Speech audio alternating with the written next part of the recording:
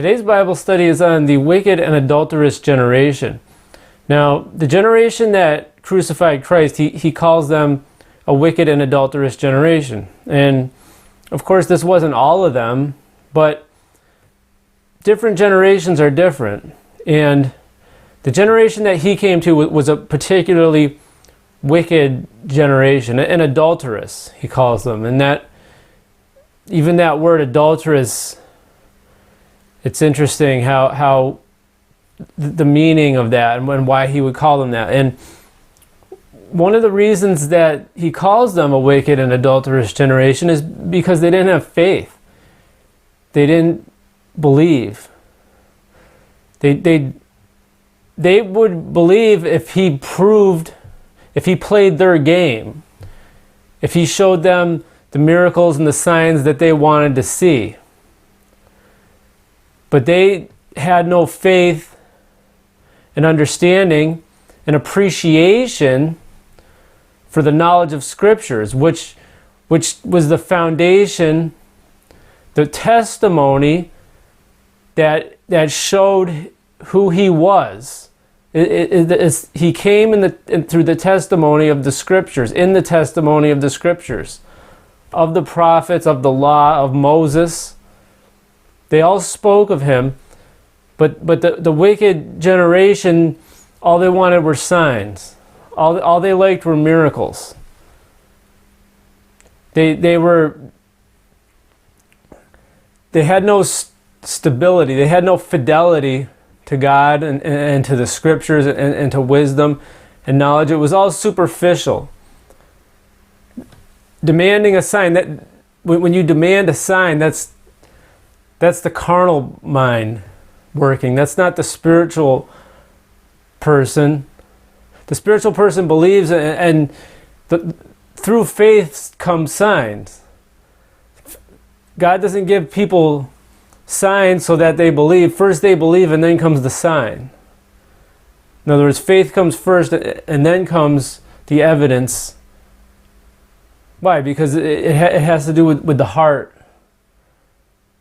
So we're going to pick it up now in Matthew 16, 1 through 4, where he's going to call them a wicked and adulterous generation. And unfortunately, a lot of this applies nowadays. Unfortunately, we are also living in a wicked and adulterous generation that doesn't value the testimony of Scriptures. They value sensationalism. They want signs, they want miracles, they want the supernatural. They need to have it proven to believe. Well, no, you don't. That's not how it works. First comes faith, and then comes what was always there, which is the evidence. The Pharisees, Matthew 16:1. The Pharisees also, with the Sadducees, came and tempting, desired him that he would show them a sign from heaven. So here they come out, and they still don't understand. He has authority over them. He's the Son of God, and he's the one that reigns, and he's the promised one. They don't have any right to ask him for anything. But here they come out, and they're still, we want you to play our game. We want you to conform to what we think and what we believe. This is human nature, unfortunately. And he answered and said unto them, when it is evening, ye say it will be fair weather, for the sky is red. And in the morning it will be foul weather today, for the sky is red and lowering.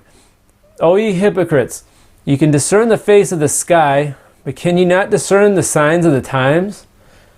The evidence is right in front of them. The evidence, they can't discern what's going on spiritually. It's not that they don't have knowledge, they just have the wrong kind of knowledge. They have worldly knowledge.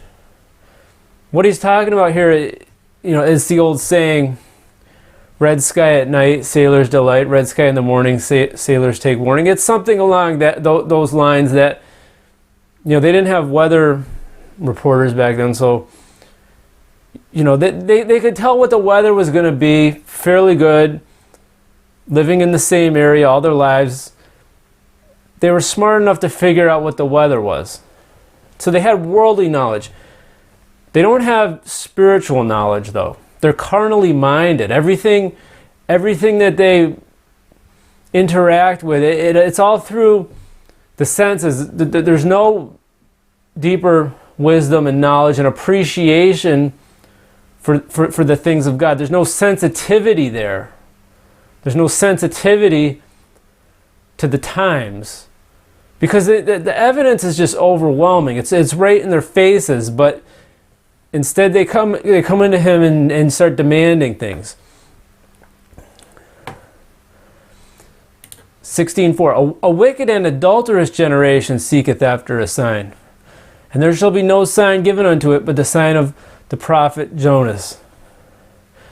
And we know that Jonah, the prophet, he goes into, he was swallowed up by the fish and then spit out. So he died and was resurrected, and then that's the sign that they're going to receive is the risen Christ, is the resurrection. And not only that, but Jonah went unto the Ninevites who were heathen and preached unto them. And this is even a deeper prophecy in that the gospel is going to go out to the Gentiles before it comes back to Israel.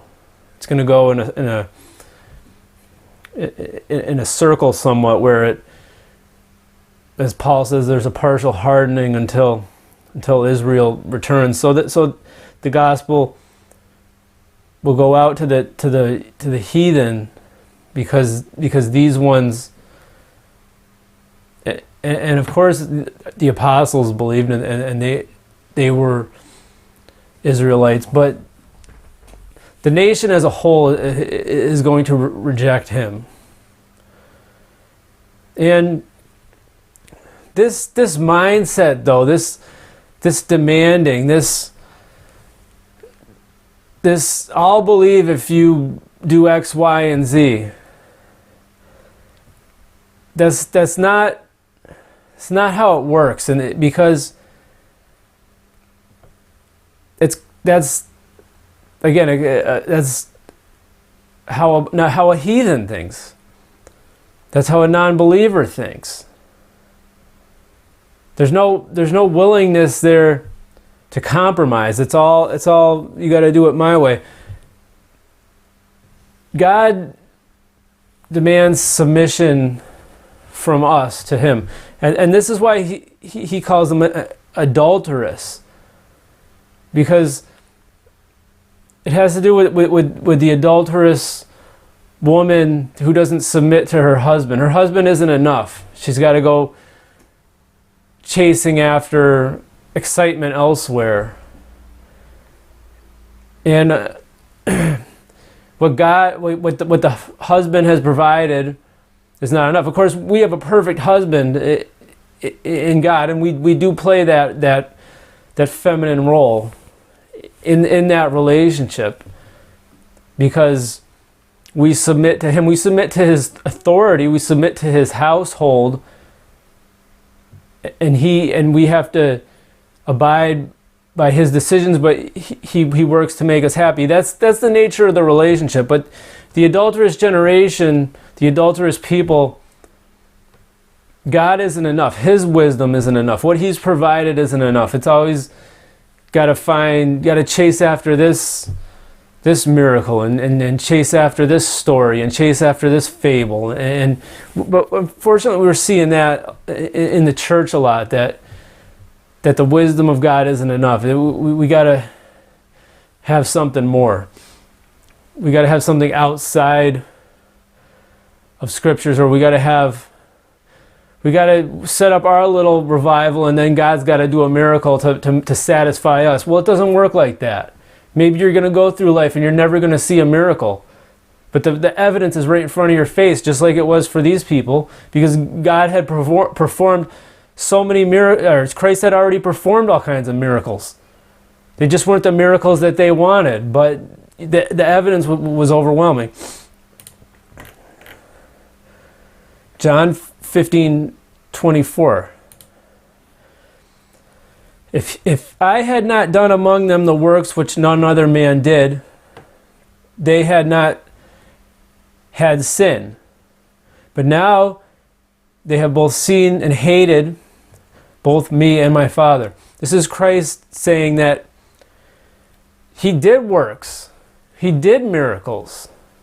And these weren't phony, putting someone in a wheelchair and doing a fake healing and then, whoa, they come out of they weren't in the wheelchair in the beginning. This was a community of people, and they all knew each other. They all grew up together. And they knew when someone was born blind.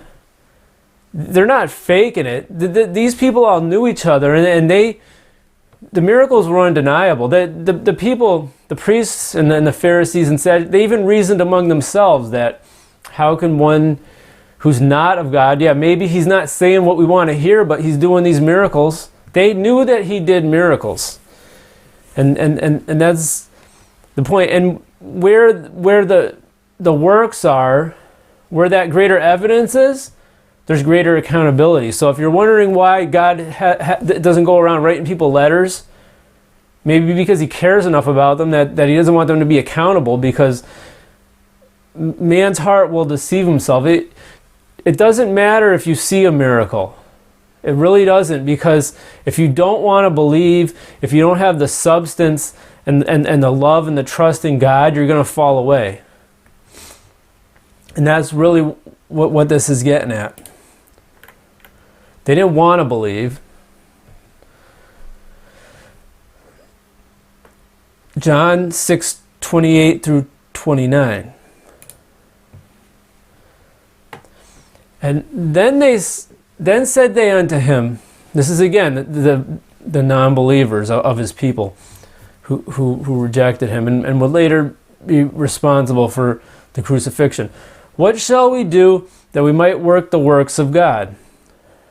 This reminds me so much of what's going on now because Jesus had just done miracles here, and they see that and they get excited and it's we want some of that, we want to play that role. We want to do some miracles, show us the secret formula or something, or we're willing to follow you because we saw some miracles.